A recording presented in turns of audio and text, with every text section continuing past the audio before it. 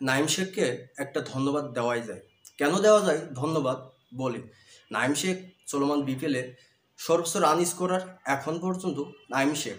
যদি নাইম শেখের আজকে যে দুর্দান্ত গুরুত্বপূর্ণ একটা ম্যাচ, যেখানে খুলনার 2টা ম্যাচ বাকি ছিল, সেখানে আজকের ম্যাচ সহ আর একটা ম্যাচ বাকি আছে।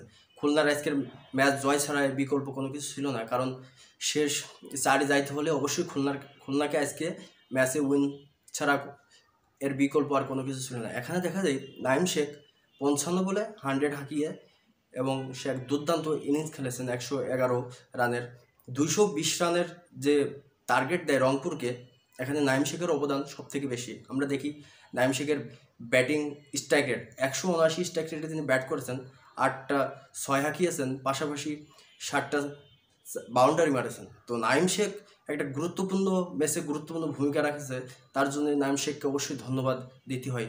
নাইম শেখ এই চলমান বিপিএলে একটা দুর্দান্ত পারফরমেন্স করে যাচ্ছে, ইম্প্যাক্ট বলতেই পারি নাইম শেখকে। তো খুলনার আর একটা ম্যাচ আছে ঢাকার সঙ্গে, যদি খুলনা এই ম্যাচটা জিতে যায় অবশ্যই শেষ চারি চলে যাবেন। রংপুর প্রথম থেকে বিপিএল যেভাবে শুরু করেছিল, তারা টানা 8টা জয় পেয়েছে রংপুর। আমরা দেখি 8 জয়ের পরে টানা চতুর্থ হার রংপুরের।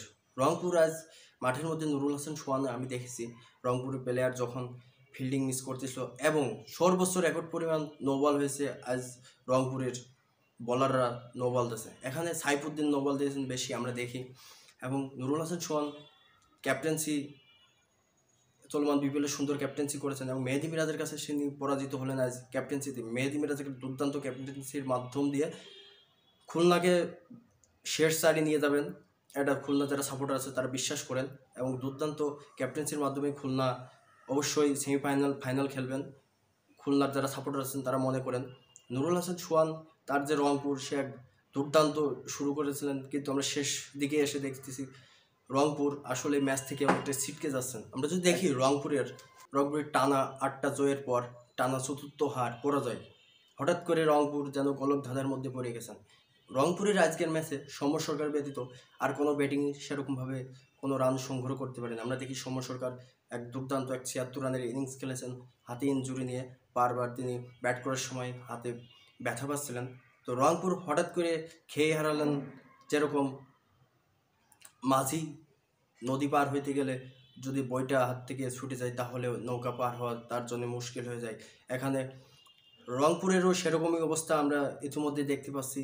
তো খুলনা শেষ চারে যাওয়ার জন্য অবশ্যই আজকের ম্যাচটা অনেক গুরুত্বপূর্ণ অবদান রাখেছেন নাইম শেখ। নাইম শেখকে আবারও ধন্যবাদ দিন, এবং নাইম শেখ খুব দ্রুত ইন্টারন্যাশনাল ক্রিকেটে নাইম শেখকে দেখতে পাবো। নাইম শেখ আসলে সেদিন একটু ধীরে স্থির সময় নিয়ে খেলা করেন, এই জন্য অনেকেই তাকে পছন্দ করেন না, কিন্তু নাইম শেখকে সময় দিতে হবে, বেশি বেশি ম্যাচ খেলাতে হবে, অবশ্যই নাইম শেখ ভালো কিছু করবে। নাইম শেখের জন্য শুভকামনা।